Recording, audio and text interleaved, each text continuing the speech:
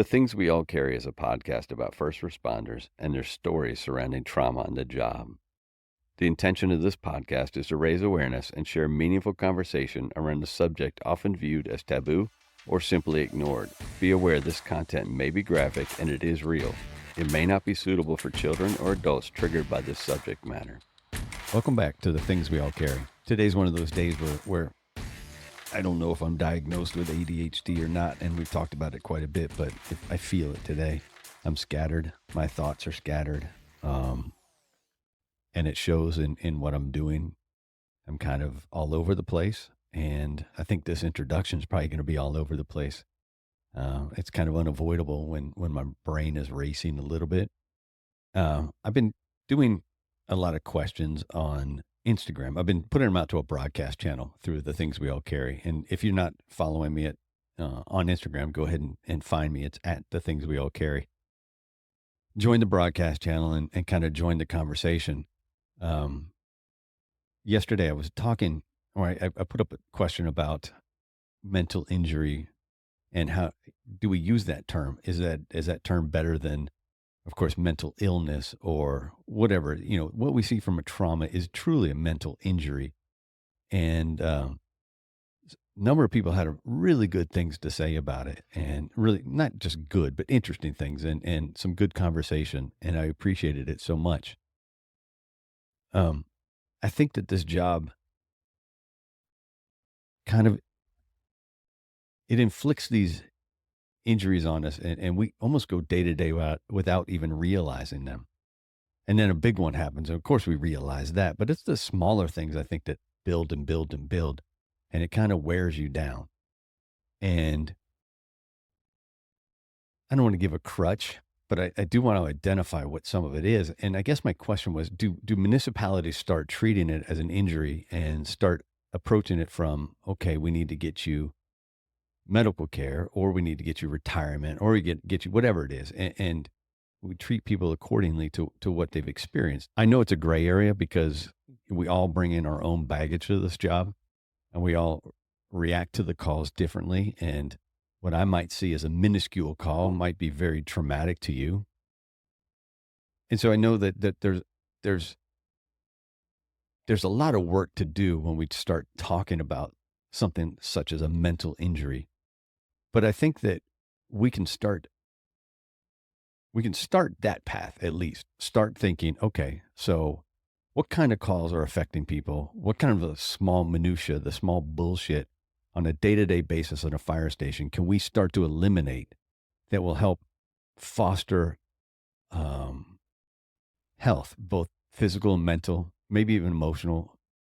What can we do that can start fostering that stuff? And I think that's a very top-down question, in my opinion, because some of that bullshit just comes from the top, and some of it's unavoidable, but I think some of it can be treated differently. And I think that you have this weird mixture, at least what I'm seeing in departments nowadays, and you've got this old guard that's trying to hold tight to the old ways because that's the way we've always done it, and you've got a new guard coming in that is thinking more progressively and is kind of preaching some more, like I said, progressive ideas, forward-thinking ideas, which kind of scares the old guard, which good. That old guard needs to be scared. And I think we can apply that to our own thoughts. We do a lot of things because that's just the way we've done it. And maybe it's time to start rethinking how we do our own stuff. Make those changes that are going to impact you in such a much more beneficial manner. Have more of a positive outcome for you, your life, the people around you, the loved ones, the people you just interact with day to day that don't even know you. I mean, how many times are we in traffic or in a store and somebody does something, we just get pissed? Well, I mean, some of that can be changed with how we react to people. And it all is an internal battle. It's us taking in the stimuli, processing it, and then digesting it, but then reacting for us, not for them. So somebody cuts me off in traffic, instead of telling them to fuck off or giving a finger, I just, nowadays it's more of a, all right, well, I guess he needed that spot more than me. Go for it. You do your thing, buddy. And that's a hard transition because anybody that's ridden on a fire engine or a fire truck or the rescue with me knows that I like to yell at people in traffic when I'm responding, and uh, and I think that's more born from an awareness thing. I kind of aggressively point out what I see as I drive. Let's put it that way. It can be pretty entertaining, but it can also probably be pretty annoying. But I think as I go through my day to day life now, I'm trying to make some small changes, some moderations, so I'm not letting the bullshit affect me as much. And I think we all need to find a way to do that. Take a step back, process, think about it, then react. Not react a drop of a hat.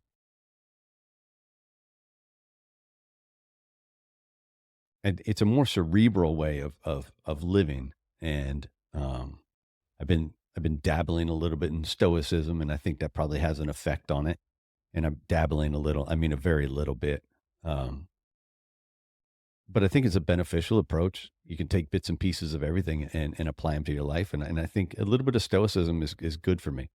Um, it's it helps center and focus a little bit. So I think for me, it's a good thing. It might not necessarily be good for everybody, and maybe some people don't understand it. I don't really understand it completely, but I'm trying a little bit, and I'm going to be a little more meaningful, a little more purposeful, and and help minimize some reaction. It all boils down to communication, processing communication, and then using the right words, the right inflection, the right responses, finding my way, and just trying to be a better human being. And I know I need to do that, and it's something that I have been working on, and I continue to work on it. And people around me will tell you that I still need work. People from now, yes, I still need work.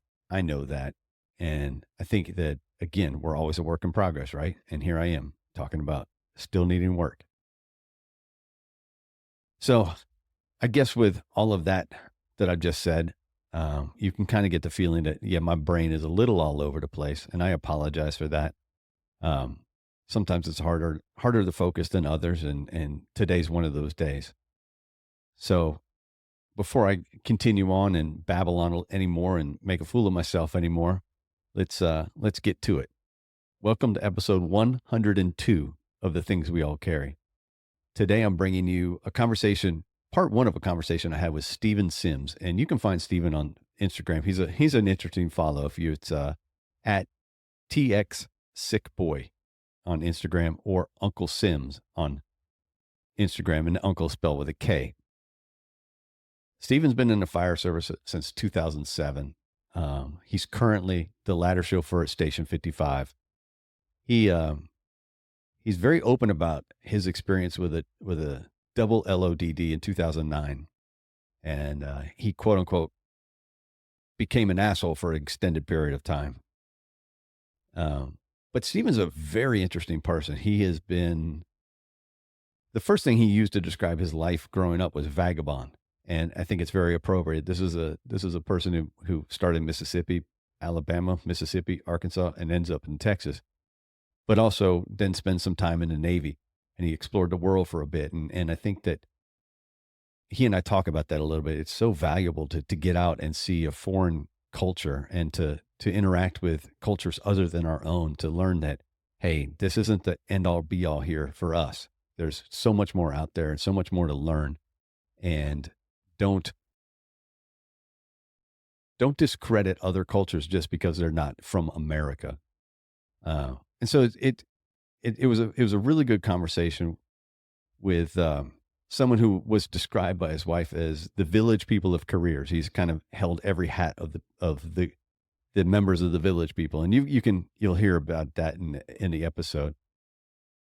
Like I said, he experienced a double LODD in 2009 as part of the Houston Fire Department. It affected him quite a bit. He became an asshole, in his words. He is now on a journey to become a better human, a better husband, and a better father. And he's trying to be a parent advocate for his kids. And this is a very creative man. He's He loves to make stuff with his hands. He's into music, art, writing, woodworking. He's as he puts it, he's on the punk rock retirement plan with his wife since the 1900s. He's a good conversation and he's a good follow and he's a good person to just kind of touch base with once in a while and he has a different take than most people in the fire service and I have to appreciate that because I think I have a different take than most people in the fire service. So you guys listen in, listen to Steven tell his story. He's going to be back later in another episode talking about dealing with ADHD and being a parent of autistic children and what you can do with that and how that affects his life and how he is active in trying to, advocate for them. It's like I said, this is a very interesting human being, and I've appreciated the time I've spent talking to him, and I've appreciated getting to know him, and I appreciate this little friendship that we've created. So, without further ado, here's episode 102 of The Things We All Carry. A quick reminder to please help us build a community which not only recognizes, but supports each other through the struggles and recovery. Reach out through Instagram at The Things We All Carry or email mystory@thethingsweallcarry.com to offer support and share your story. Please remember to leave a review on iTunes and give a shout out to any first responder you know, love, or care about. Y'all enjoy the show.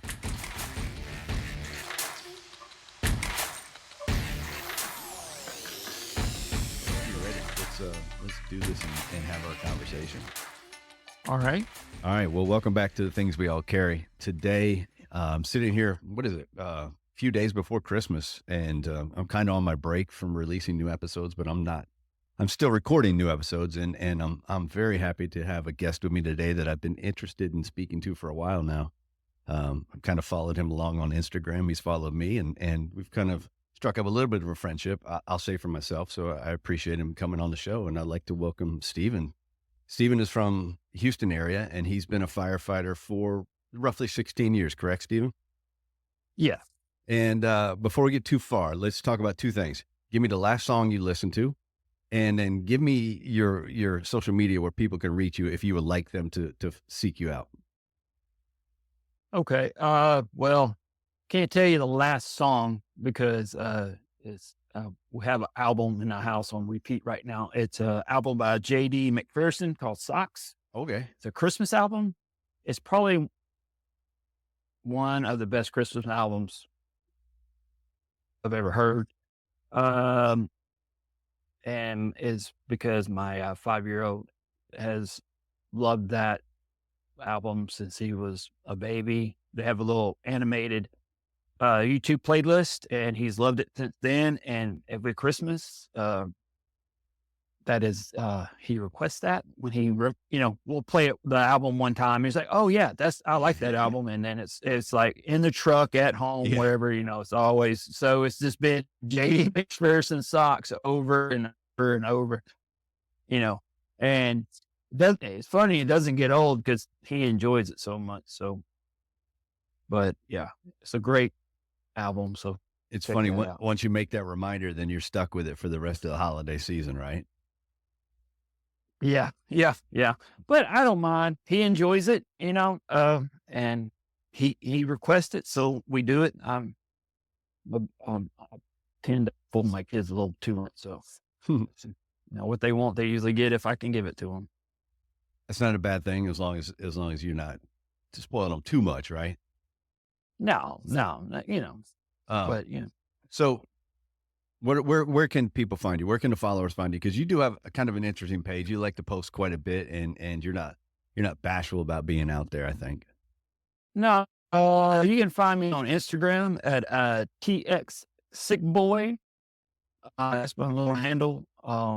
That's probably where you can find me the most. If you want to reach out to me there and follow me or whatever, you can do that. And I asked you when we spoke, I asked you about that, and you want to share where you stole the handle from? Yeah. The Sick Boy part is from a song, one of my favorite bands, Social Distortion, called Sick Boy. And it's a greaser, rockabilly, motorcycle guy kind of term. You'll see a lot of motorcycle guys talking about sick boy this, or sick boy stuff. But it's from social distortion. Me and my wife have been in the punk rock retirement plan for a long time. That we were in the Houston rockabilly scene, pretty active for a while. So we were forced more to be adults and parents, and not go to shows and all that as much. But that's where I got it from. Being from Texas and just Texas sick boy. So So it's a good segue into me giving the audience a warning that I'm a little under the weather. I've got a little cough going on. So if you hear me cough or you hear me open a lozenge, it's just bear with me. We're gonna make it through this interview and hopefully not have too many interruptions. And I'll use the mute button on my end liberally if I need to. So Stephen, where did you grow up? What was family life like for you? um, I grew up. Oh man, I don't know any. I don't know a. I'm trying to find a better term than the one I'm using in my head because I know it's not a good term to use. Feel like I lived a vagabond life, kind of all over the place. I was born in Mississippi, but uh, we went. Parents had a little department store in a small town in Mississippi, and then Walmart moved in and kind of shut that down, and um, ended up. I think my dad found a job in Alabama, so we moved there, and then the hardships with all that. My parents ended up splitting up, and back with my mom, to Mississippi, and then parents got a divorce, and I bounced from around from Mississippi up to Northeast Arkansas, where my dad's family's from, and then eventually landed in Texas. And I was just always, still to this day, go on adventures with my wife, and always settle down pretty young with her, but always just on the go, looking for something new, what's around the corner. And, me and my wife, we've been together 25 plus years now. So we've grown up, together. We're very young when we had our first child.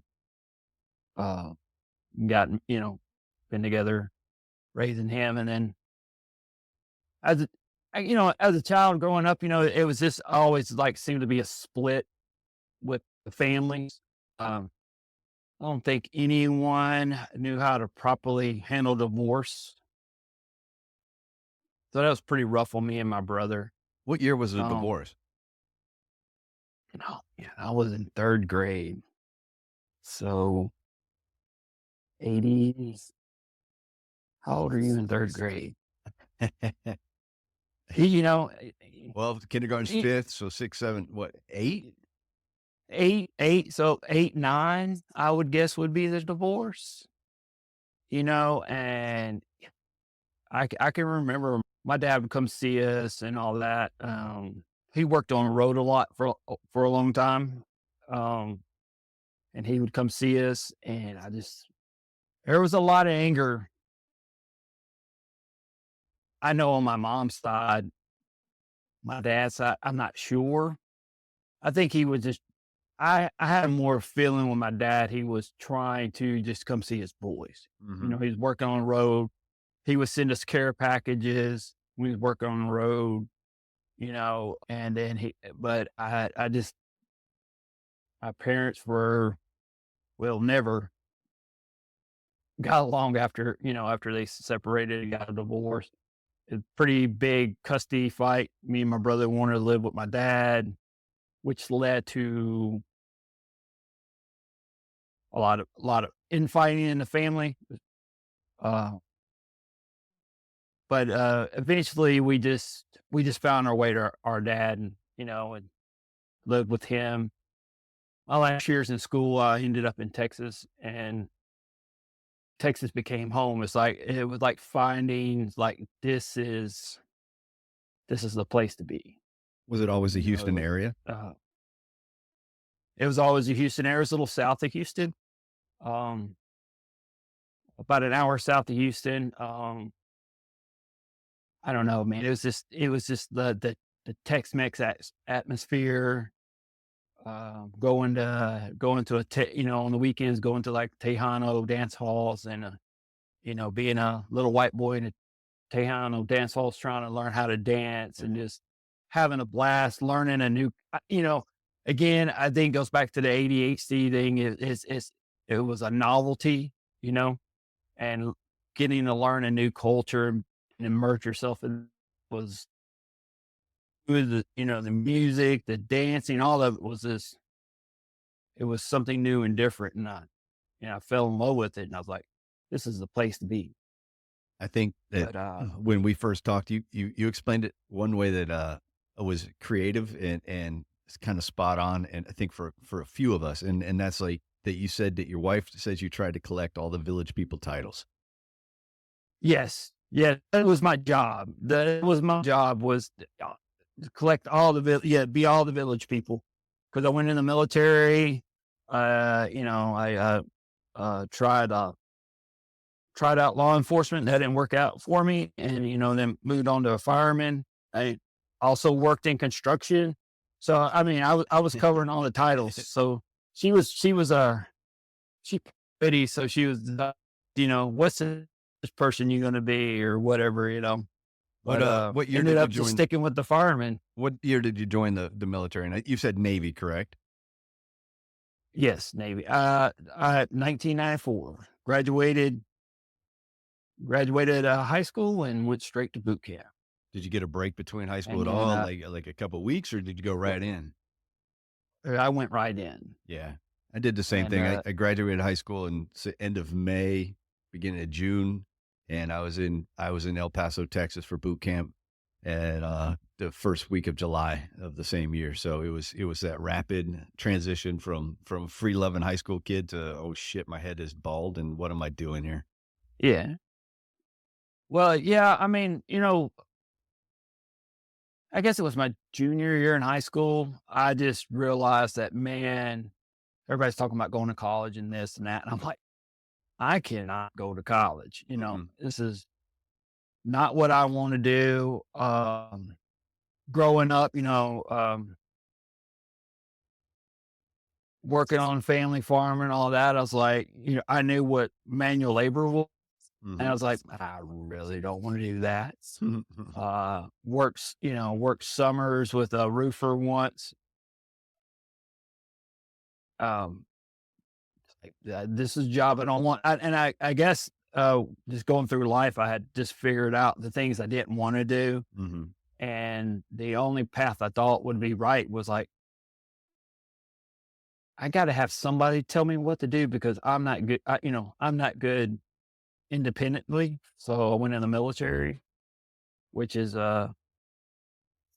which helped me out a lot. It gave me a lot of structure, gave me training, gave me a trade. And again, I got being in the Navy, I got to do that vagabond adventuring. We would hit ports, and I've always found it funny that sailors tend to they don't go far from the dock, Mhm. and I was the opposite.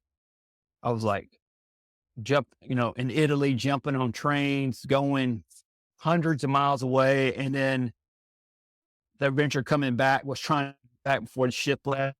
God, they're gonna leave. We're not gonna make it back. I remember standing in a train station in farmland in Italy. Like this is back with no cell phones or anything. You're like, is this train coming? Are we gonna make it back? But the whole time, it was scary. You don't want to get in trouble, especially don't want the ship to leave you because you're just in trouble then. But it was those kind of adventures were just a great life lesson, but looking back on them, I mean, it's like was a blast. Um, I remember somebody got hurt renting a scooter one time. So of course the military, one person does something wrong, everyone has to pay for it. Mhm. So like no more renting scooters. And the next port we pulled into, I think it was a Greek island. I don't know which one, Zakynthos or one of those, I can't remember, but, we got off me and my buddy, we got off the boat, went straight across the street to the scooter rental, jumped on them, and we were gone. We went on the other side of the island, just let's go see what's over there, and had a blast. Was just funny because we found like a bar. It was called the Pink Cadillac. It was Mm. like a 1950s retro bar, high booths and all this kind of stuff, and we're sitting there talking, and a head popped over the booth, the high booth, and it was the English gentleman, and he goes, "Where are you from?" And my buddy's like, I'm from the Boston area," and I'll go, "No, you," pointed at me, and I go, "Texas?" And his eyeballs, got to be big as a softball, and next hours just asking questions. Did we all ride horses? Did we all have horns on our truck? And it was this that we had a blast. We ended up hanging out with them that whole port call, and it was a blast. Because like I guess in Europe, they go on holidays and families, just not one family, but multiple families will go on holidays to these different destinations. And we just hung out with those families. And it was like, again, learning another culture or, or learning how other people live throughout the world. And it always gave me a insight to, the world. And I got to learn how not to be, I get what you would say, a stupid American. And I mean, it was a blast, and that's what the Navy gave me was those adventures. Yeah, And I think one of the things that go ahead.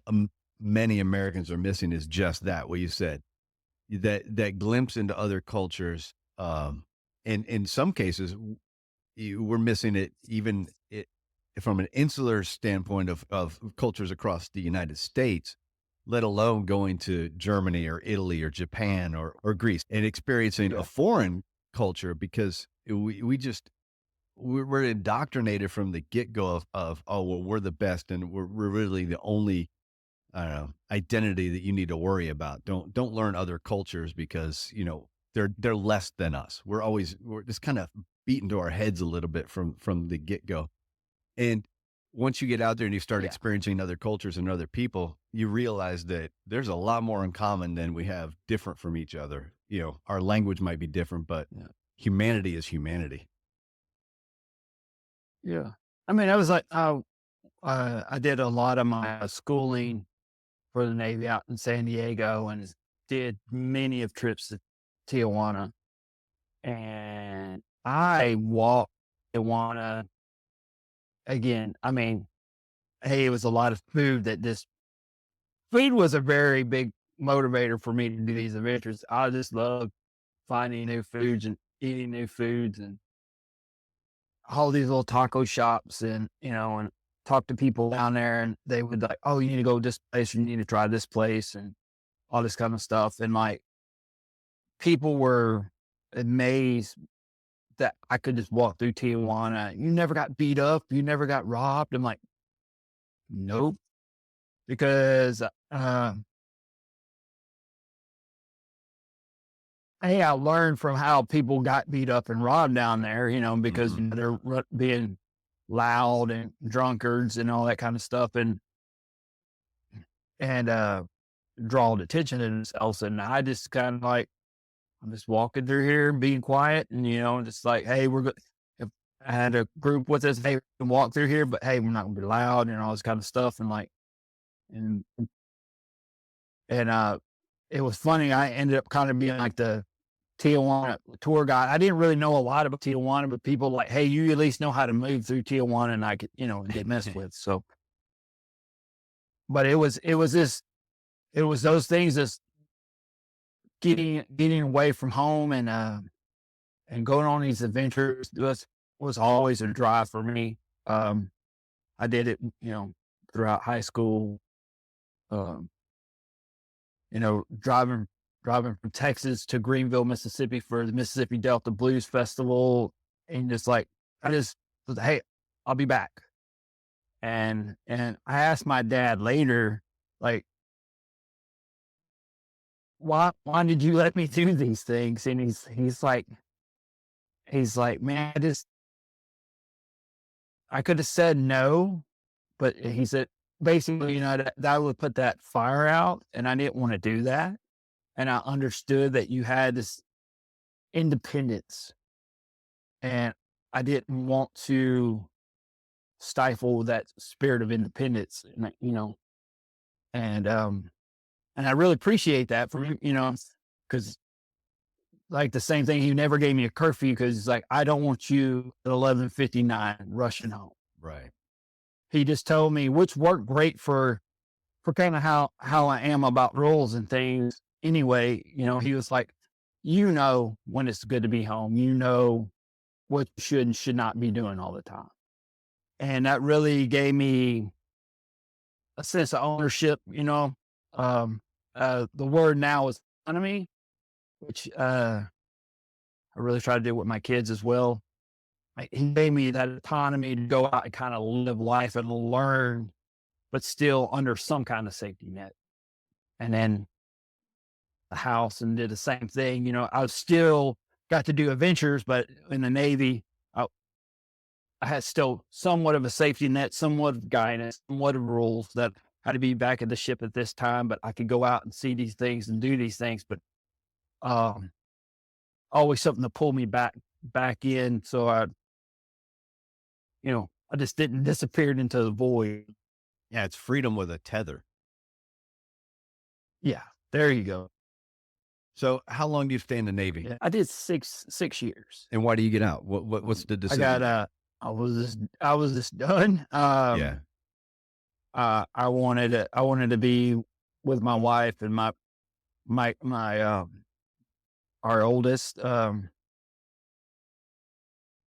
rate in the Navy, I couldn't advance any higher in rank because it was just so closed up at the time. So it's like I'm just gonna be sitting here and idle, maybe promote, maybe not. But I think at that part of I just knew that part of my life was done, and it was time to move on and try to be a dad, because I never felt like I was a dad then. Even to my oldest boy, 'cause I could come home and I could bring presents and, hey, dad's home and all this kind of stuff. And then, like, if I was home too long, he's like, no, man, you ain't supposed to be here. You're not supposed to be telling me what to do. It's just me and mom, Right. And I was like, um, and I found it entertaining, but at the same time, it's like, it's time to have this family together. I was always I got one of my first tattoos I got. It's a bad tattoo, but it's a mermaid sitting on anchors on my right calf. And in the tattoo shop, it had had the breast exposed, and I told the artist, I said, "Hey man, go ahead and cover up the breast, because And he's like, "Are you sure? Why you want to do that?" And I said, "You know, I'm gonna be a dad. I'm gonna be a dad, and I don't want to have to explain why I have, you know, mermaid breast, on my leg to my kids." So I've always been. That's one of those things. I always wanted to be a father. Um, I think that was really pushed by my dad. He was just he's a great dude. Um, by today's standards, I don't know if he would have been judged as a great father, but he's a great father to me. And the time I spent with that guy was pretty awesome.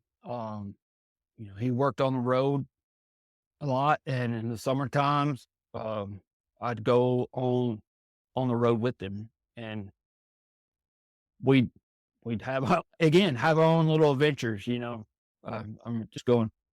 Well, I just can remember going through Kentucky, going like around the Kentucky Derby with him. I remember going to Dollywood with him. Being up in the Smoky Mountains. when he wasn't working, we were doing something. And, and, um, and so I think he's always inspired me to be, I always wanted to be a dad because of him. And, and I think that was one of the big motivators getting out of this. That was the big motivator, was just more family than anything. So you get out after 6 years and you decide to do what? What's the first thing you decide to do for at least an occupation? Because you still have to make money for your Mm. family. Get a job, man. Man, I was, I had a lot of training for AT&T phone systems. I was just sitting in, and my very first job out of the military, first couple jobs out of the military, it's kind of funny because they were on the road working. So I still wasn't home a lot. Mm-hmm. But the first one was a work for cell tower company. I was supposed to be doing more programming of all the computer stuff on the inside, but I ended up like anything else, they don't tell you the whole job, and ended up climbing cell towers and all this kind of stuff. And I'm like, I don't like this. Being up 200-300 feet in the air. It's like, this is not what I wanted. Then another job opportunity come up to work on a big project for Walmart, doing some telecommunication and audio visual stuff.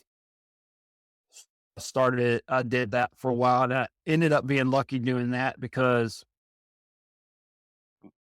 the initial area I did was the Houston area. So I was home, you know, so would work nights, but I was home, during the day with my wife and kid. And then it was just off and on telecommunications jobs.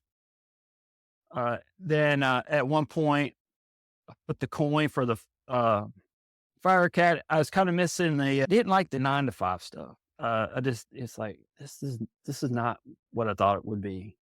And I was kind of missing the military, like how the military was. Construction was different than that. So, for lack of a better term, missing kind of like the brotherhood almost. So I flipped the coin for to go to the fire academy, police academy, landed on police academy. I went through. I kept working, and I went to the police academy at night at a local community college. And then just after doing that and going through multiple hiring processes, and I just realized that law enforcement was not the way to go. So I went back into the telecommunications again for a short stint. Civil service exam came up for the Houston Fire Department.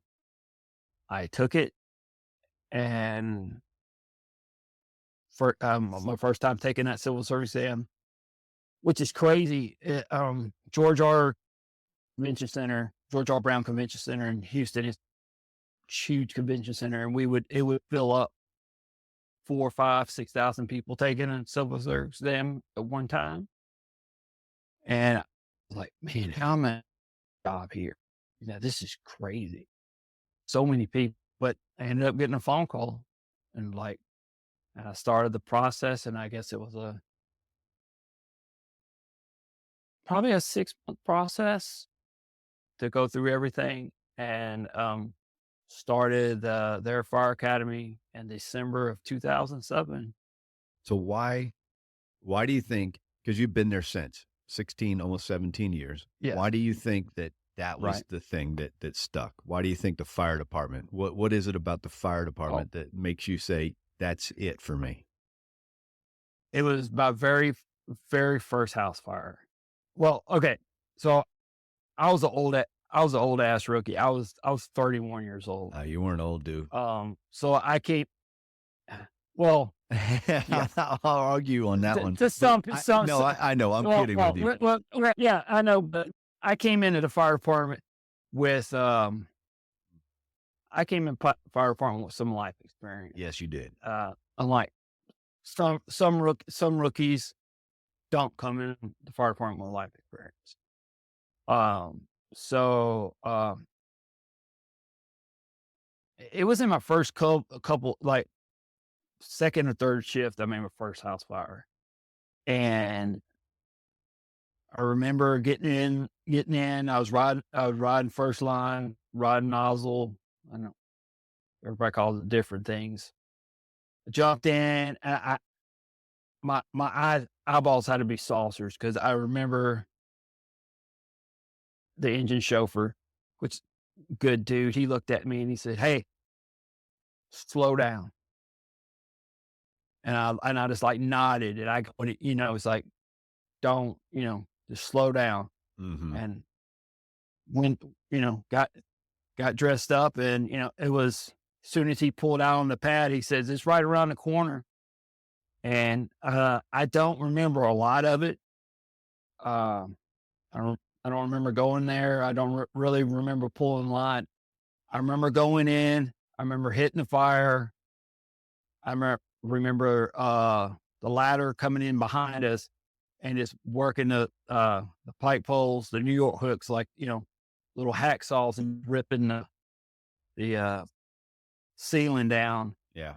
And then at one point I was like, my knees are on fire. I look down, it looks like I'm in a big barbecue pit, I'm like, holy shit. I jump up and start spraying all around. But while all this chaos was going on, I'm like, holy shit, I found it.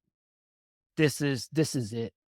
This, you know, not looking back. I'm in, I am in like Flynn, and I'm do what I can to do this job. And that was the beginning of a career.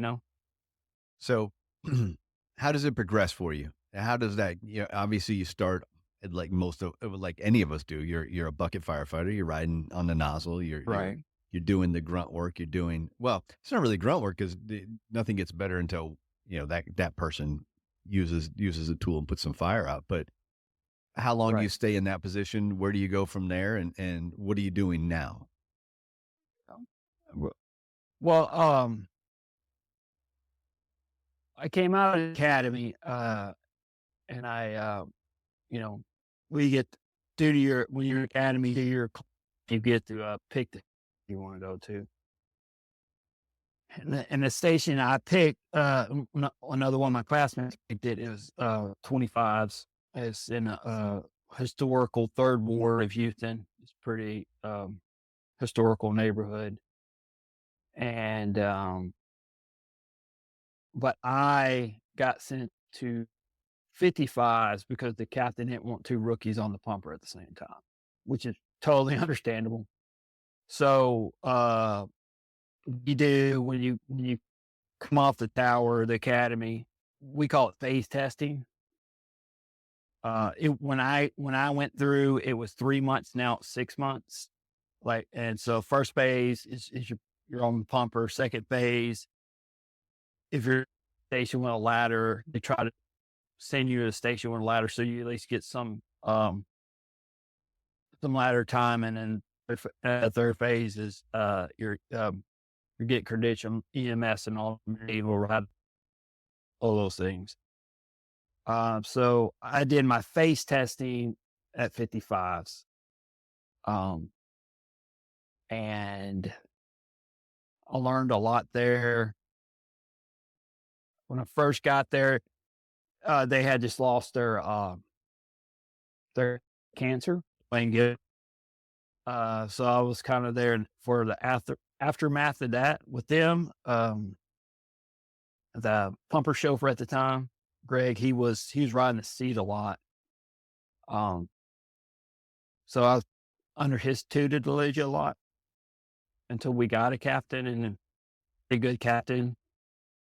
Learned a lot from those guys there. Um, which is funny. I end up continually off and on throughout my career. I've seen and worked with some of those guys still to today. But after my face testing, I went to 25s, and at the time, rookies were assigned to an ambulance for a year. Hmm. So I was assigned unfortunately, at 25s at the time, I had 2 ambulances, and so I was assigned to ambulance 525 for, I don't know, almost a year, and that sucked really bad, because you're just running and gunning all day. But that's where I learned a lot of street smarts. Mm. I learned how to deal with people. And with the third ward, it's such a not odd neighborhood, but you can go from poverty to $1 million homes in a couple streets. So so you learn how to navigate dealing with people and different problems on an ambulance. It taught me a lot. It taught me how to really talk to people. Because like if I go in public now, I don't want to talk to you. I don't want to talk to you. I don't have conversations with people. But I can walk into someone's home that needs something, and I can just start firing line up, build a rapport really quick. What's going on, and that time on that ambulance really taught me how to do that, because you were just thrown. You're just it's like sink or swim. You're just thrown into it. It's like figure it out. And it was just you and the ambulance chauffeur going out there trying to fix all these problems. 25s. I had our pumper chauffeur. He how many years did he drive engine 25? He drove engine 25 for 25 plus years, almost 30 years, I think. Man, he this salty old dude that when you first meet him, you think he's going to eat you alive. Um, First day coming from 55s to 25s, man, at that time we could wear station t-shirts, man. I had my 25s t-shirt on, man. I was like, man, I have, pride, 25, they call themselves firewalkers, first in, last out, all that cheesy fire department crap. And sitting there across the table talking to senior pipeman, he was just giving me the lowdown. Okay, this is what we do. This is how we do things. Just walking me through things. And the guy relieved off the ambulance came walking out of the locker room, and then I hear Jim's voice right behind me. He's like, "Hey, Roop, I give you the permission, wear that." And I mean, that dude just froze, like, oh. So, go take that fucking thing off. It's like, and man, he ran in the locker room. Well, I'm 31 years old, man, and I just start sinking in the chair to try to hide what t-shirt I'm wearing, because I didn't have permission.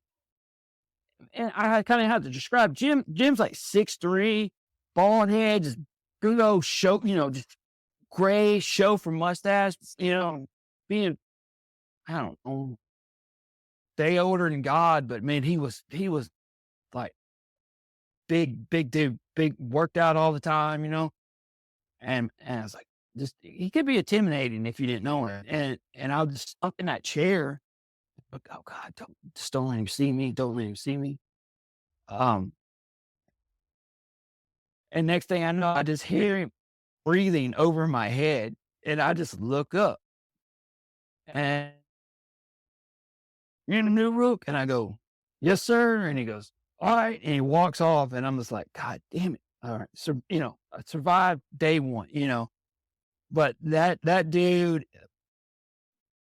I ended up being with him like 6 years, I guess. I mean, we ended up carpooling together. But I mean, he taught me how, like, luckily, how to be a chauffeur later on.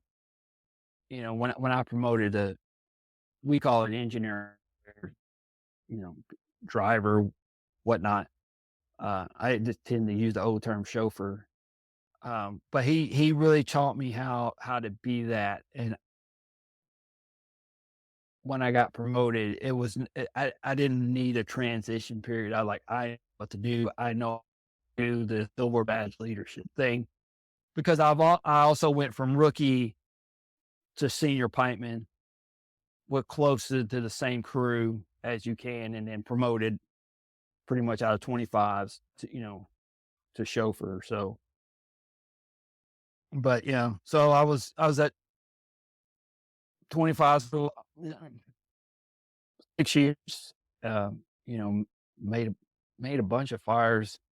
I was just telling my wife today how no, she was telling me that that I was right on how we don't make fires like we used to. I'm like, yeah, we don't. And I was Oh, telling about right before I left 25s, we call it the rain of fire because it was like it got to a point where like, can we not make a fire today? That would be awesome. It'd be awesome if we just could do that. And you know, usually, as firemen, you want to come in, you want to make that fire, you want to make that, you know, do your job. At that point, we're just so beat down for making fires that we're like, I could just go have a break today. But I got to learn. I got to learn. Felt like I just got to learn so much on the inner workings of a crew. Since I was a part of a crew for so long, and guys get promoted. Senior pipemen get promoted, and then you get put, as Jen called it, he put you in the helm, and and that was a title that you earned, and he would fire you quickly for being a senior pipeman. I remember the rookie was a senior pipeman by the end of the day. One day we had just pissed him off so bad, but that was also a game. See how much we could piss him off. But I mean, I remember plugs, checking plugs with Jim. I don't know what I said to him, but I pissed him off. And so he dropped us off at a plug to check. And then he drove to the next one. And so we went down the damn street. This was a major street in Third Ward and checking every plug. But we had to walk plug to plug to plug to plug because we were just being, smart asses in the back running our mouths. And he's like, nope, I'm done with you. And and it was funny because he thought he was teaching us a lesson, and the whole time we were just laughing. So, but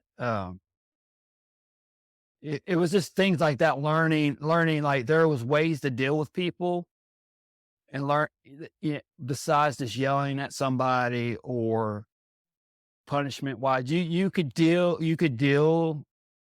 with people in a way, especially, other firemen, that you could like get your point across, like, hey, this is important, or hey, you're gonna listen to me, or you're gonna learn to shut up, or whatever. And and ways of implementing them as when I promoted to at what point in your career did the LODD happen that we spoke about?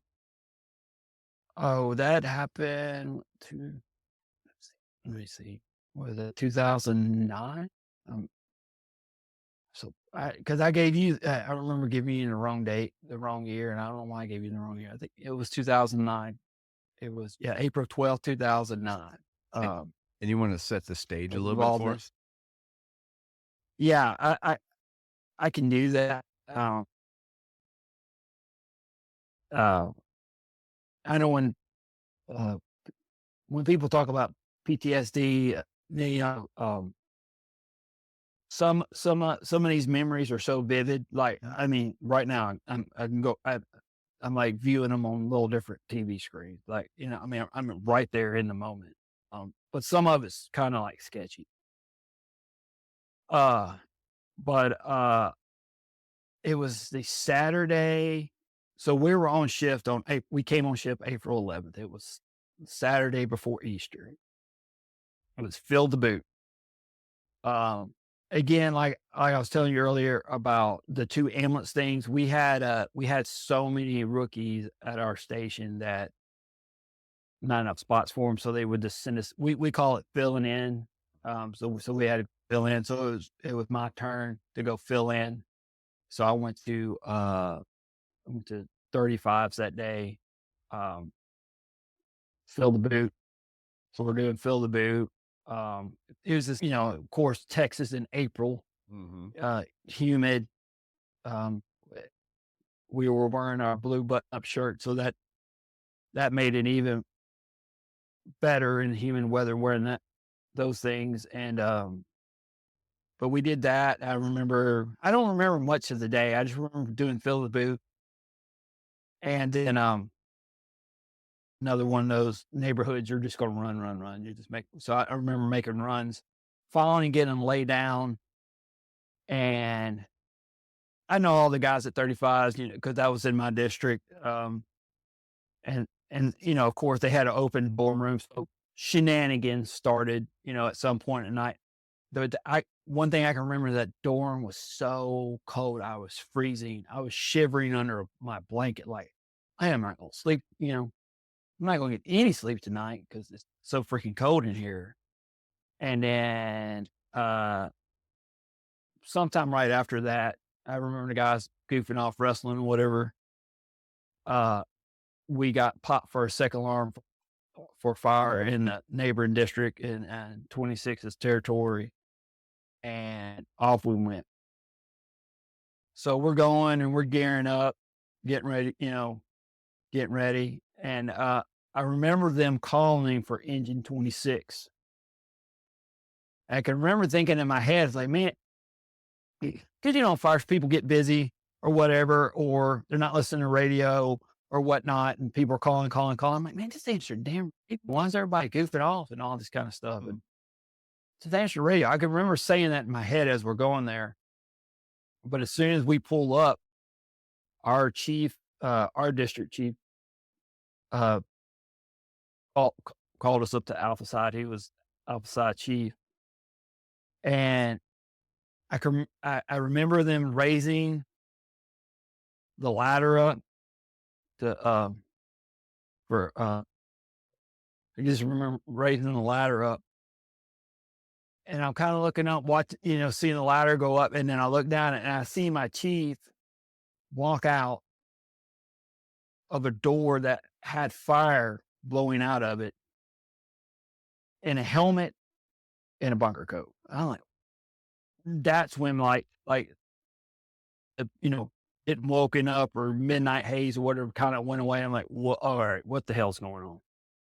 And he walked straight over us and he said, hey, when a ladder knocks the spire down, we got to go find 2 firefighters. And I'm like, what? He's like, we have to go find 2 firefighters. I'm like, are they lost? And then he just said, and he kind of gave me that, just a look. Can't really explain it. He says, we have to go find 2 firefighters. I'm like, all right, chief, cool. So, we're a mixed bag crew that day. A pipeman was driving. I don't know if he was the ambulance chauffeur or the engine chauffeur, but a chauffeur was riding up, and then me and another pipeman I known for a long time, we're in the back. So again, I mean, not that an officer would done anything different, because the chauffeur riding up was a good dude. He ended up promoting to captain, and he's a phenomenal officer. But it was kind of a mixed bag crew that day. I remember little Joe, the other pipeman, who grabbed the line and got it ready, and then we went in. At some point, she said, go in. So we went in behind another crew. That crew went off to the left, and there's fire to the right, so we went off to the right. And then, I was backing little Joe up, and I was back in, and I looked over into the living room, and then I saw that crew had a firefighter and carrying him out. I'm like, what? I'm trying to process it all, and I'm like, what is going on? What the fuck is going on? And then they went out and kind of put him out, and I could still see out the front door, and I'm feeding Joe line, And I look out again, and they're ripping everything off. This, the firefighter, and they start CPR, and his face was you just know when somebody's burnt up. His face looked ashy, for lack of a better term. We continue kind of fighting fire. The chauffeur riding up, he pulled off, and he started searching the living room because there was another one. I remember he was saying, "There's another one to find, another one to find," and he was looking in the living room, and I told Joe, I was like, "Hey man, you got this? I'm gonna go help Goodrow real quick." He's like, "Yeah, yeah." So Goodrow was searching the living room, so I I kind of leapfrogged him and went. It's like a living room, and then like double door, a formal dining room, and I kind of just stood there because most of the drywall was knocked down. Big open living room. You can move furniture. Where is he? And like the whole time, like you should be able to see this guy. Like if another one missing, he's got to be here somewhere. I mean, and I'm looking and I'm looking, So I walked around. I went to the right and walked around the dining room table. And as I came back around the dining room table where I was standing, I was under the drywall and the attic insulation. I saw the striping around his ankle on his bunker pants. And man, I just like zip, boom. And I started pulling on drywall and everything off of him. And I'm like, "I'm here, man. I'm here, man." And I'm just talking to him. "I got you. I got you. I got you." And I yell at Goodrow, like, I found him. I found him. And so Goodrow comes over and like, "Help me get him up." So Goodrow grabs his pack because he's kind of laying face down with his arms spread out in front of him. And Goodrow started pulling him, and I kind of started pushing him, but he was so stiff, like his arms didn't even move. Another crew ended up coming in to help us get him and help get him out. And I remember pulling him out, and the same thing. We kind of just dropped him off out front, and we went back in to help Joe, because there's still fire that need to be knocked down and all that kind of shit. So, but I was, and I say I'm so stupid because I kept looking back, and because I was just feeding hose to Joe and all that, and I kept looking back, and again, I ended up finding the captain, and the same thing. They pulled his face mat, and same thing. You just can tell he was burned up, ashy and all that, and they're working on him, and that's something I still see to today. And we ended up getting relieved and going out front. I guess at some point he had stopped working on them, and but I guess at that point they couldn't move them from where we dropped them. They couldn't turn off their pass devices on their air packs, so we're just kind of sitting out in the front yard, and the pass is going off. I don't know how long we were there till they could transport them. It was a while because people on the scene were getting pretty pissed, as firemen do. Like, what the fuck, what's going on? Why we transported these guys, all this kind of stuff. I'm assuming arson division got there and did whatever investigation they had to do. I was just kind of, only thing I can remember is when we got relieved, and it's just kind of sitting out in the front yard on my knees. I just had pulled off my hood and mask. I hadn't pulled off my jacket or pack yet. I'm just kind of sitting there, and I'm just like, dazed, like, like, what the fuck, what, it's like, I don't know if I was not able to process it. And then, the whole time, just hear, just fucking T-passes, man, just going off and off and off. And they eventually could move them. We did a wall of honor, load them up in the ambulances. Again, I mean, this builds my dreams still today. Them goddamn T-passes going off. But the ambulances pulled off, and we eventually kind of went back to the engine 35, and at that, and it's like, all right, they're gonna load y'all up on buses, and they're gonna take you to arson division because everybody, you gotta get statements and all this kind of shit. And then I just realized, I'm like, oh shit, I left my phone at the station, and it's Easter morning now, and and for my oldest kid at the time, one of his favorite holidays was Easter. I'm like, fuck. Like, man, this is not good. And I'm like, pretty much telling myself that, I'm gonna fucking ruin Easter. My kid, this is one of my kid's favorite holidays, and I'm gonna fucking ruin it now. And I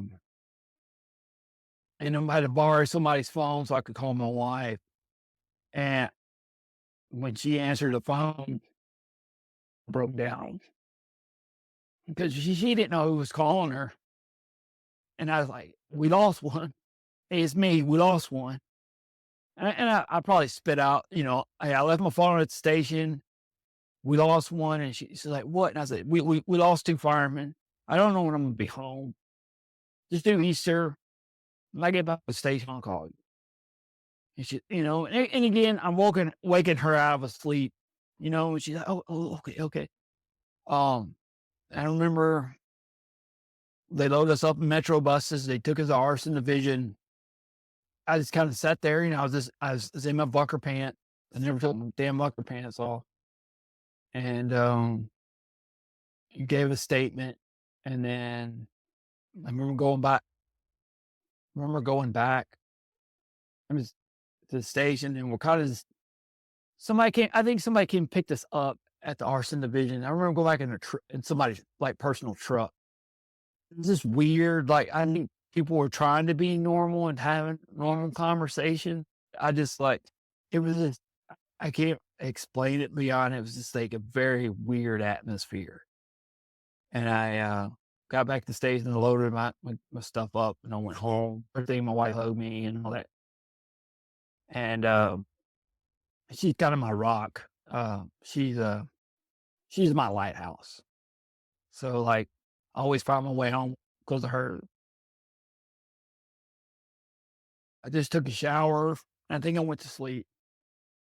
And, and then, after years of talking to my wife about this, I guess that day she had told everyone, her family and all that, don't ask him a question about it. We're not talking about it. We're just going to have a nice Easter day, and we're not going to talk about it. I don't remember much of that day. Everybody started calling, checking on me. And then I remember at one point, I started getting very annoyed by phone calls. And one of the firefighters at 25 that I was pretty close with, I'm still close with today, he called me, and I'm like, God damn it, Donnie, I wish everybody stopped fucking calling me. Just fucking tired of these phone calls. And he kind of snapped me back into reality. He's like, hey man, they're your crew. They're worried about you. They want to take care of you. And I guess it snapped me back, and you're right. I'm being an asshole. And after that, I think, it was always my crew, you okay and all that, and of course you're going to tell them, yeah, I'm fine. I'm okay. Cause I don't think I processed it at all. The only thing the fire department did was, I think my next day home when I went back, everybody was involved in the fire. They took us down the academy and set us in a big circle, and everybody just told what they saw. And my my district chief was sitting across from me from that circle.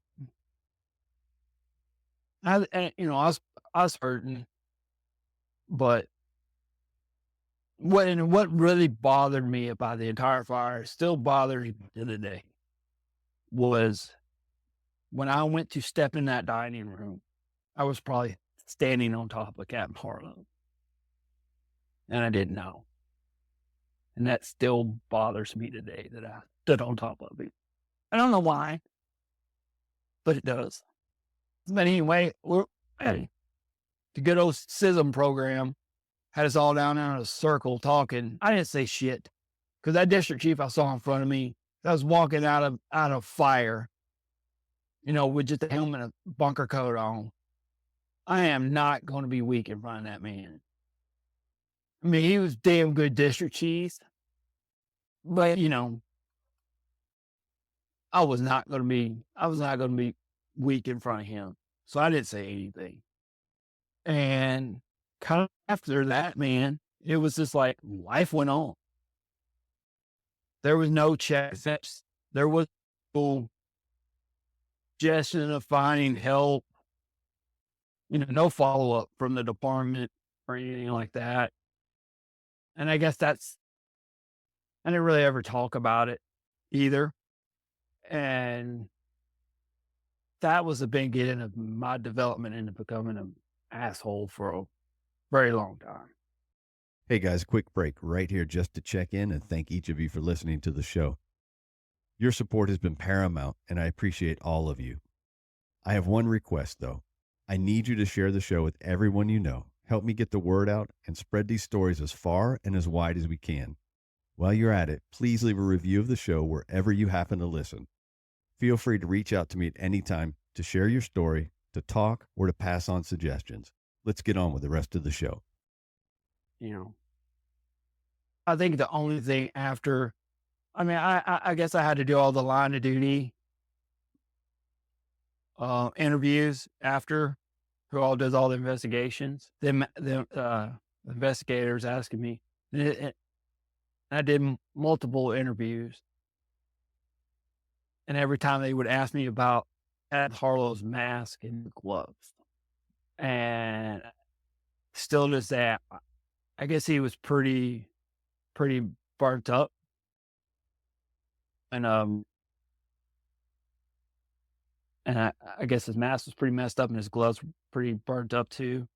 But my mind had, for lack of term, is redacted all that, because only thing I could remember, only thing I could tell them is his hands were black and his face was black. Like, I can't, I'm glad I can't remember that, because I still have the visions of him laying in the front yard. Both of them laying in the front yard. But I mean, that's the only thing I ever did for years. Talking about that was those interviews, and then I didn't talk about it. You said that was the start of you becoming an asshole for a very long time. Yeah. What do you mean by that? I idled at Grumpy. I still say I idle at Grumpy, but I mean, very irritable. I was like, very short with people. People piss me off. You're not going to piss me off fairly quickly. And and if I got pissed off, which didn't take much, you knew it. And I couldn't shut it off. I couldn't shut off being mad. That spilled over into my home life. Knowing now, as we talked about, I call it my journey, because that's what it is. Mm-hmm. I feel like it's just another adventure journey in my life. It's a lot of cognitive thinking eras. Also, I've learned about communication. Part of communication, the story you tell about things that are happening. Mm-hmm. And it was always negative for me, like, I mean, for lack of better words, somebody would say something instead of me listening or whatever, or whatever, it would just, that initial just get mad. It's like, this motherfucker, over the smallest fucking thing. Like, this motherfucker can't wash dishes. What the fuck's wrong with him? Why is he such a fuck up? And it's just this constant negative spirals of thinking in which, this comes out, being an asshole. You're not taking any nuance. You're not thinking about things. It's the opposite of what I do now. I take judgment, replace that with curiosity. I didn't have any curiosity then. It was just a bunch of, you know, and, and that's what it was, an asshole. Cause I mean, my station now, um, my senior pipeman, we're pretty tight, worked together a while. Known him, he was talking about when I drove the engine, they would, he was like, man, you drove the engine. Whew, that dude was an asshole. Like, you know, I stayed away from him. So it's like all those symptoms, all the symptoms of PTSD, or complex trauma, whatever you want to call it, they just developed into my personality trait. I was the grumpy chauffeur, the hard ass, if you messed up, there wasn't a lot of question why you messed up. There was just straight up ass chewing, and then you're just a piece of shit. And it was, and I never, and it was just such a slow develop to that. Always like, always like, you need to get help. You need to get help. I'm like, well, you're just being dramatic or whatever. And I don't know. One day she was just telling me, you need to get help. You need to get help. And I saw it in her eye. I don't know why I realized I need to get help, but I just saw it. I just remember being so mad. I just went sat in my truck, and I honestly think I went to find help was in spite. It wasn't like I'm going to go get better. No, I'm going to show her. I'm going to show her. I'm going to go get help. I'm going to show her. And then when I went and got help, that's when, looking back, I'm like, such an asshole. Not only the people I worked with, but, my wife, my kid, and moments I was proud of, I'm just like so disgusted, was proud of the way I treated people. I look back on it now and I'm just like disgusted at myself, and it was it was a badge of honor to be that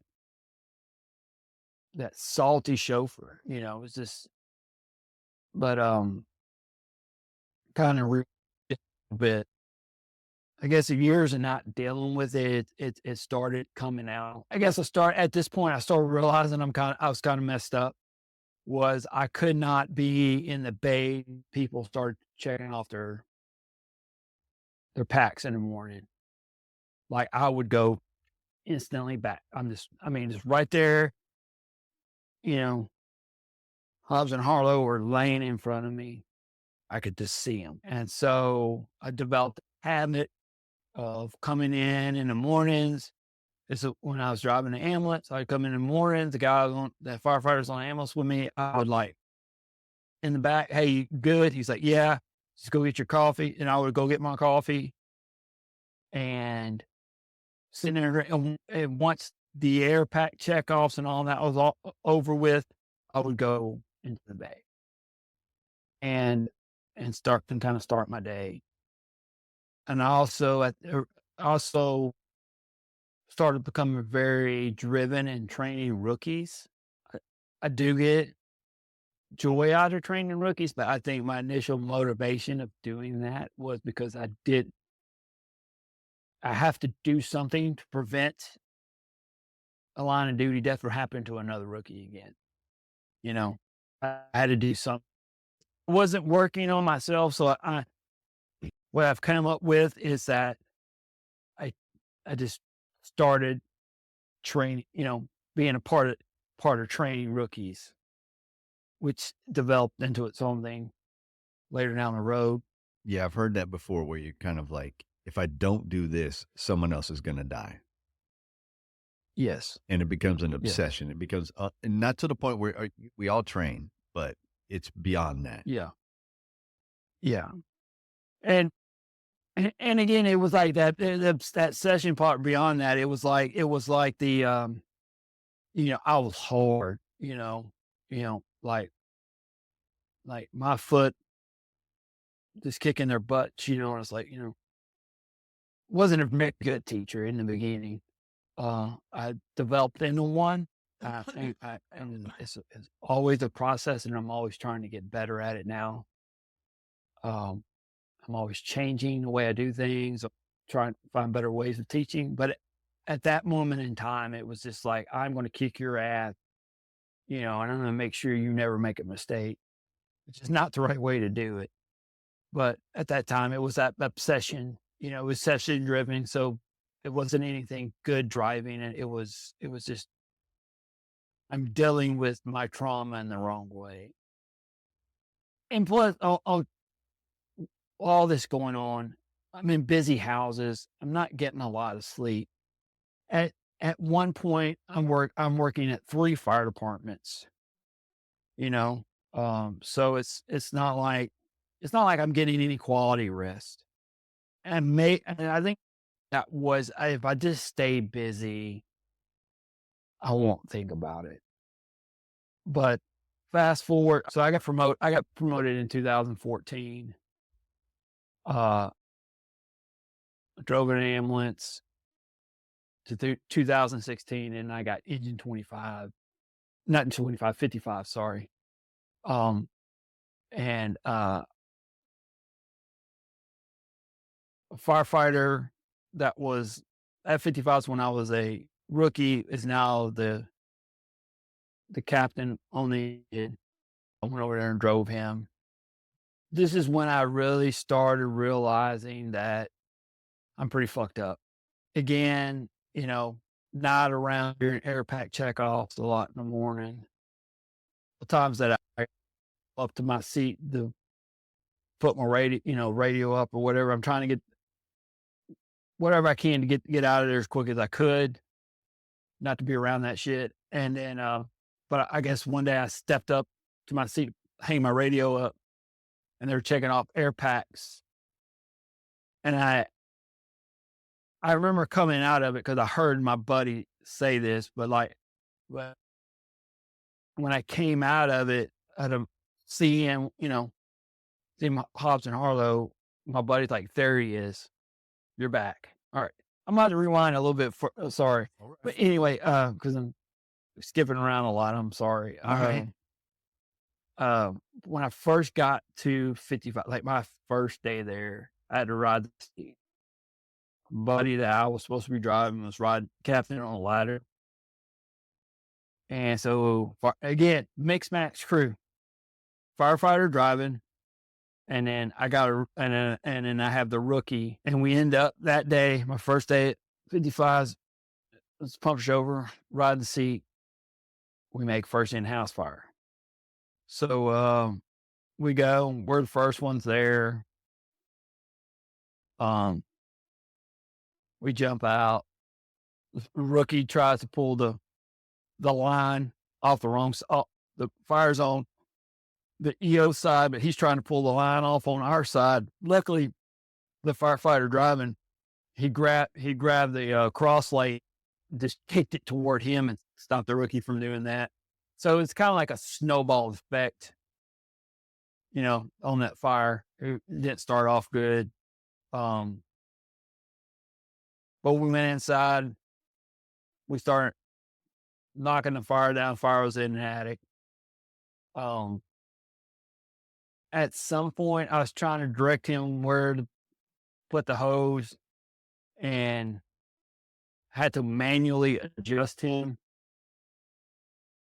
because he wasn't doing what I wanted him to do. And I have to say, I was probably not articulating well what I wanted him to do it again, because just probably got frustrated and got pissed off at him pretty quick. Um, s- Something happened and we spun around and I ended up the nozzle in my hand, the fire down that I wanted to knock down. And then I looked behind me. I couldn't find the rookie. I saw my other firefighter that was um, Brian plugged. And I was like, hey, where's the rookie? He's like, I don't know. And then I see my buddy, Captain, he's outside. So I'll walk out to him because they had just finished cutting a hole. And I, hey, where's the rookie? And he's like, he's in the ambulance. I'm like, what? You know, this is after I've already searched frantically all through this house for his rookie. It's like, okay, God damn it, I lost a rookie. It's not good. This is not good. This is not good. And so like, all right, so I'll handle this in a minute. So I went back in, we finished up and came outside. As soon as I came outside, I started ripping off my pack and all that shit. And I'm just mumbling to myself the whole time. And this is now the crew that was there, you know, friends I made that moved on from there, is still a story. It's become a legend, I guess. It's just a funny story everybody likes to tell now. But the ladder chauffeur's like, I'll go talk to Rookie's like, no, I'm gonna go talk to his mother, you know, I'm gonna go talk to him. I'm gonna talk to him. And I just started storming down that. My buddy, the captain's talking to the district chief, and district chief's like, who is that? My hair's flying everywhere because I got kind of long hair, you know.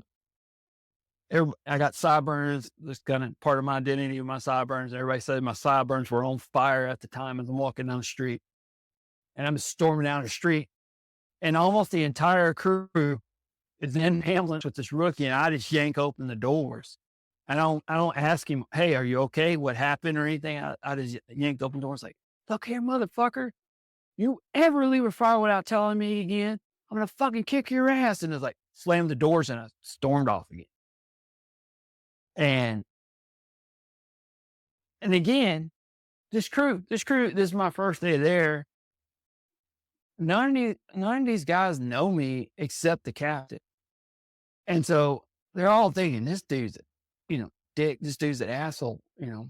And so end up going back to the station, and we're all sitting there, watching TV or whatever later on in the evening, night. And then I'm good to tell my story about the Hobson Hollow fire. And one of my really good friends to this day, Cody, after I told a story, he's probably one of the only people beside my wife that's ever said anything like that.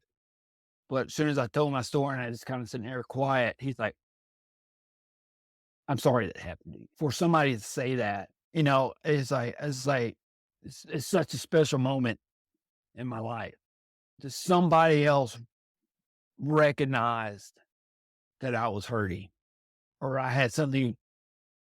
Everybody has bad things happen to them, but somebody to validate, yes, that's bad, or, you know, I'm sorry that happened to you. Because I can't recall anyone else telling me that besides like my wife. And then after that, I became a lesser asshole, I guess, to the crew after that, because they kind of understood, at least they understood where I'm coming from, that, you know, I thought I lost a rookie, you know, I had this happen to me in the past, all this kind of stuff.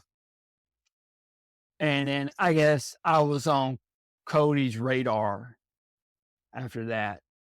He started noticing my little,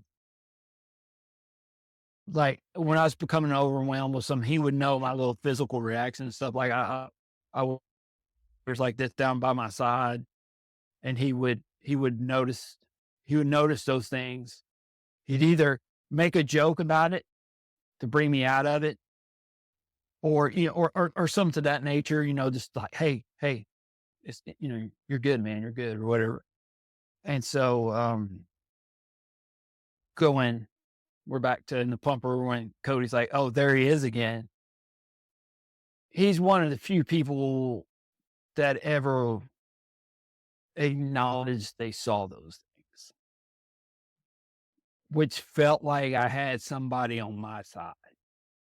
That I didn't have to, I didn't, again, at the time, it's still being weak talking about it, not telling a story because I would tell a story because I think it's a helpful story for people, especially young guys in the fire department, to realize what can happen to you in this job. But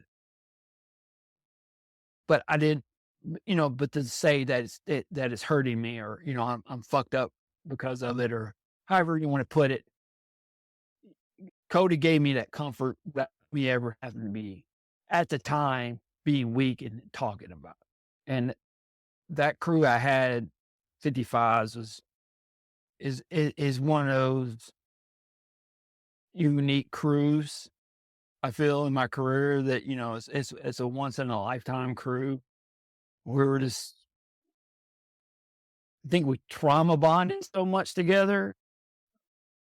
Just running the streets. I mean, when I got that engine, I can remember sitting on an NVA at 3 a.m., like just staring off in the distance going, I don't think I upgraded my life getting off ambulance to come to this, running, 16, 18, 20, whatever calls a day. And it's just the memories I have from the crew, and as I like to say, screaming down Cullen Boulevard to calls. I wouldn't replace it to be somewhere else to get sleep, or not run as many calls.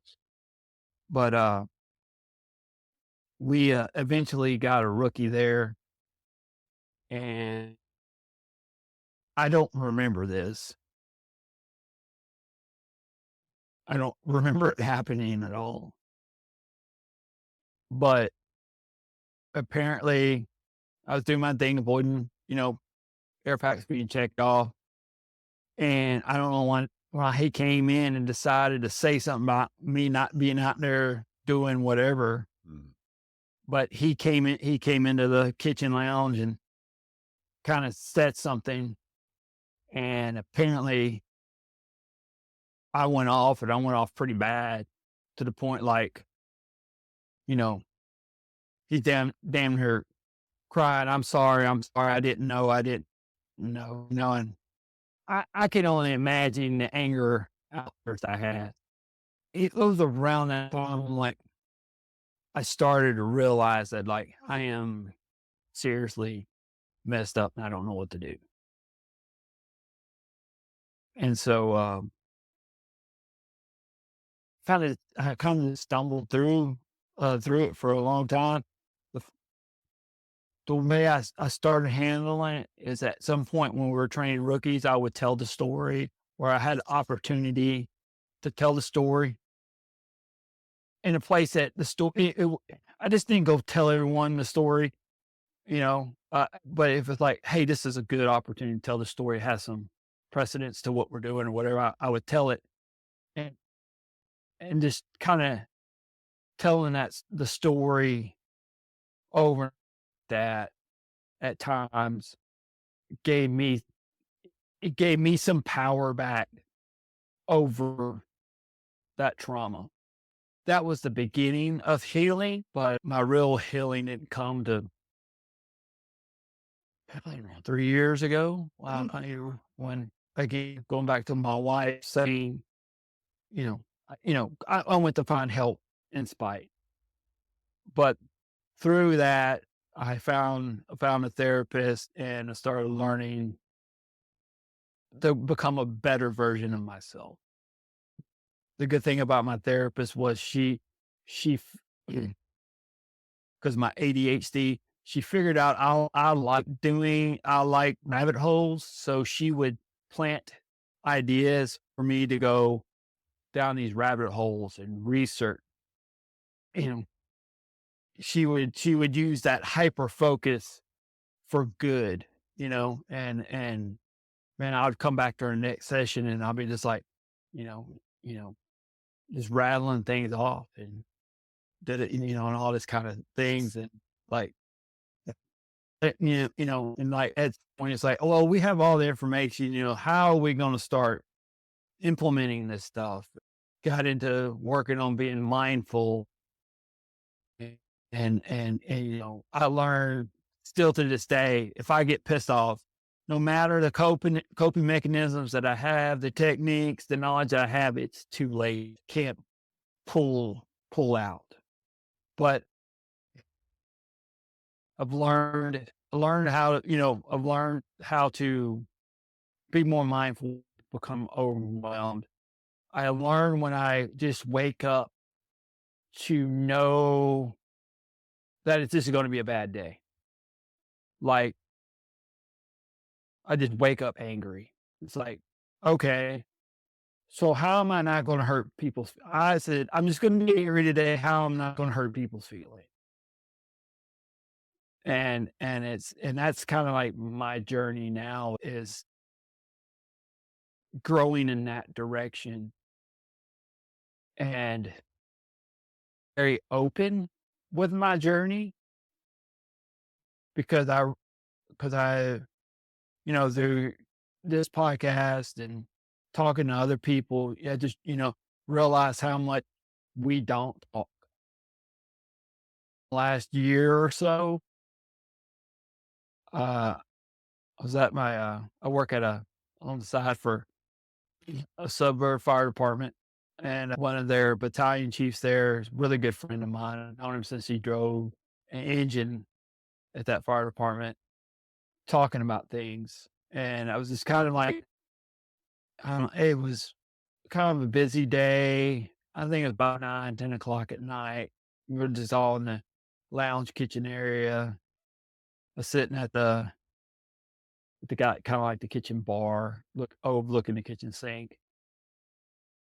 And I was just kind of talking about my journey and the things I've learned, and then and then it was kind of, and this is one thing I love about the fire department is me and him were having a conversation, an open conversation, and then another guy sat down, a younger fireman sat down. He didn't say anything, but he was listening. Then one of their lieutenants came in and sat down on the countertop and kind of shared. And it's all kind of like, it was the same thing. It was like, I go home, but from here, and I need time to become dad or whatever. But then you take that time and you feel guilty, because you're taking that time and now you're beating yourself because you have to take that 30 minutes to hour to, become dad. And I'm listening kind of like these stories, and I'm like, do you see where you're going wrong? And they're like, you have to allow yourself that time, because either you allow yourself that time to become dad, or you just spend the next 4 days at home feeling guilty because you took an hour to yourself. Now you screwed up 4 days with your family. I'm like, and so it's like, or they'll talk about stuff and I'll start talking about cognitive thinking errors or being mindful. And I don't want to be that guy that's going to therapy or whatever. And, and like, I know how to fix you, to fix anyone. I just like, hey, there's these things out there that you can learn about. And this little conversation, I've been open about my journey and talking to people that started going to counseling and learning, whatever they need to learn to become a better version of something, how to be a better dad. And, and now we do buddy checks, and we're like, hey man, you seem off today. You all right? And it's like, I never had that, the Hobbs and Harlow. Oh, I remember in therapy that my therapist just kind of like looked at me one day and like, the fire department abandoned you. He just abandoned you, and they just left you out for the wolves. And I fought that. I was like, no, they didn't abandon me. They didn't. But the more I thought about it, I mean, that's how I felt for a long time. I was alone. I was abandoned. Now I'm more. I'm now, all of it's not weakness. It's not talking about it and not like, hey, this bugs me or whatever. It's just, it's accepting that, this bugs me or whatever. Okay. I know it bugs me. All right. If it continues to bother me, I need to talk about it. Me doing that, me being with that, I've seen it help other people. And that's kind of the reason I reached out to you to do this podcast is like, again, I think a bunch of guys have said it on here. So if I could help one other person with something, that's what I want to do. And, or prevent somebody going down the same road that I'm going through. Like, I'm repairing 10 plus years of way I acted as a husband and as a father, and I don't want the young guys to go through that. I don't want anyone to go through that. Again, it's a journey, and it's like I told my therapist, it's like I feel like every time I take 2 steps forward, I take 18 steps backward. She's gone like, welcome to life, and I lost me out on my shit all the time. And she says, what do you tell your rookies? What do you tell your rookies to do now? And I'm like, at the time she asked me this, I got this frozen in thought. What do you tell them when you make mistakes? And then it's like, bing, light bulb goes off, and I'm like, what incremental changes can I make to improve my previous performance? And she goes, exactly. So what small things can you do to be better next time this happens? So my thing I'm working on now is not beating myself up. I'm not doing it right. It's like, just how can I be better next time? How can I avoid getting getting mad or getting overwhelmed or whatever? And how can I communicate things better to my wife? Because I have a very hard time articulating things. Like, I want to talk, but I can't talk. I physically can't say things sometimes. So it's trying to find that space to be able to do those things. I'm kind of rambling now, so I don't know what direction you want to you're go. good. Normally I would, I know we have a couple of subjects I want to talk to you about other than the LODD and the ramification, the after effects, but I have one lozenge left, and my throat I keep coughing, I keep sniffing, and so I'm thinking maybe if you're okay with it, we'll kind of wrap up this section of your story, and then can we come back for a part 2 and talk about the other things? Because I know I want to talk about your kids, and I really want to delve into ADHD with you a little bit. Yeah. Especially with that adult, that adult kind of discovery for you, and the things the tools you've learned and how you've learned them, and and how you find life in the fire service with that and some of the authority stuff that we talked about when we first spoke. Right. But I also want to make sure that I give the audience a conversation, when we get to that point, and I don't know if my throat and my voice is up to a conversation right now. No, man. That's because, that's one of the groups I'm in. A lady reached out to me for information other day on some things for school. I think I overwhelmed her by the information I provided. So it's the ADHD thing could be one conversation, and then like the kids and the advocating for school stuff can be another. I mean, there's a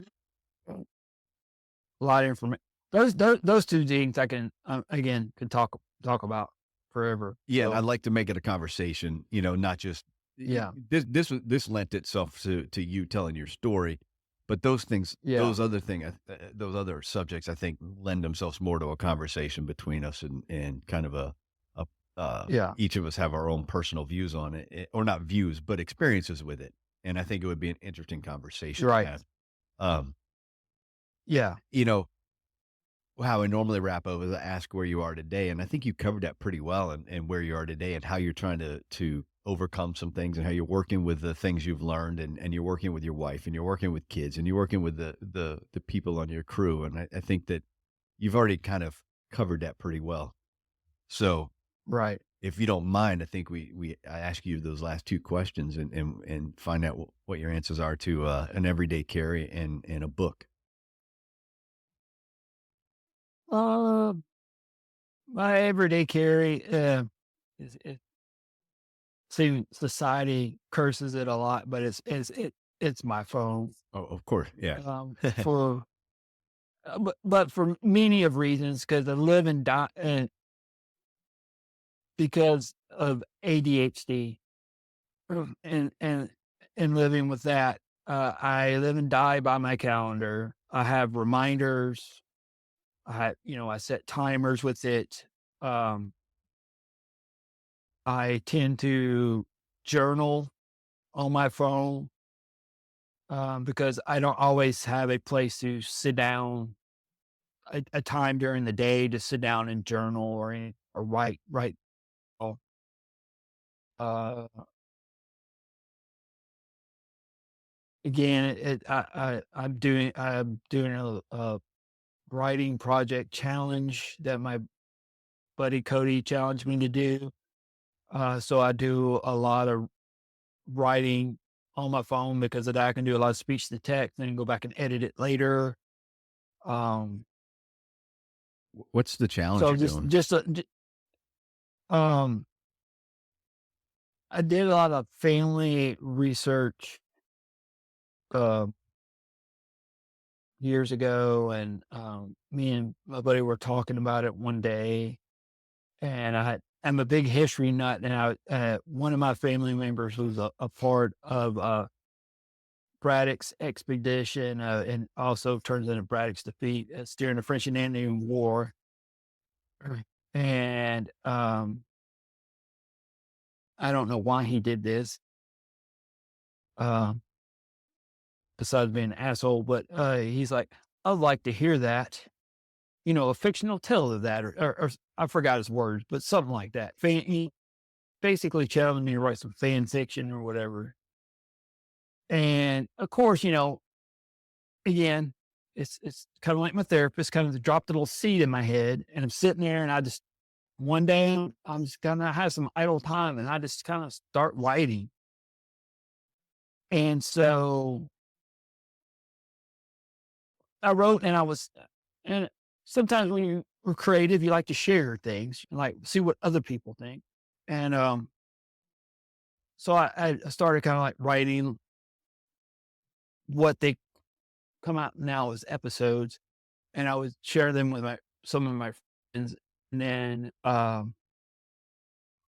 learned about Substack, so I started put it together on Substack, and now what I had written, I put in episodes, and I put it out on Substack, and then as I write, and again, I try to stay kind of true to the history. So when I get to parts that I need to learn history or need to learn something, I have to kind of like stop for a while of writing the story and kind of trying to figure out the correct history, or try to stay within bounds. I just don't want to be total fiction. So that's where I am right now with the story. I'm calling what I've changed it to now is I'm telling an epic bedtime story. And I so like that. when I have an episode, what I'm calling episodes, chapters, whatever you want to call it, because it's I don't know what you want to call it. I'll put it on Substack, and then my my friends or whoever subscribe to that can go read it, at their pleasure. And I'm not sending a bunch of text out, a text that's, I don't know how long. So, I found that to be an easy way to get that out. And it's a awesome creative outlet for me. It lets me, again, I'm a history nut. So I get to research the history, and I just get to be in the history nerd basically, and then kind of put that into a fictionalized story of a family member that was a part of the French and Indian War. So, So with that being said, Yeah. what book recommendation do you want to offer up? I had just finished an audiobook. It's called, what was it called? Look at real quick. That's the history. It's called Forest of Vanity and Valor by A.P. Beswick. It's a series of books, and it's, I guess, if the Avengers were in medieval times, that's the, and I was told about it. So I'm a big Marvel fan, a big comic book nerd as well, and so I was like, this kind of sounds interesting, and I got the first book, and I've just finished it. And it's pretty interesting. It's a little fantasy, medieval fantasy stuff, but I enjoy it. It's something totally different from reading history books all the time. And it's just a good break to listen to that. At the excuse me, at the very least, it sounds intriguing. Yeah, I mean, but I mean, not it's not going to be for everyone, but whoever likes fantasy and Right. medieval stuff and Avengers, they will probably enjoy it. Well, my friend, I think that's a good spot to leave it for today. Let me stop the recording, and then we can talk about when you're free next, when our schedules match up. Okay. 'Cause we all know the nightmare of matching up firefighter schedule to firefighter schedule. Yeah. So let me stop this, and then we can talk about that. And Okay. I want to thank you for the time today. It's been awesome, man. I appreciate it, man. Thanks. And we're out. Thanks for listening to another episode of The Things We All Carry. Head over to the website, thethingsweallcarry.com, for show notes, resources, and to sign up for the newsletter. Until next week, take care of yourselves and remember to check in on each other.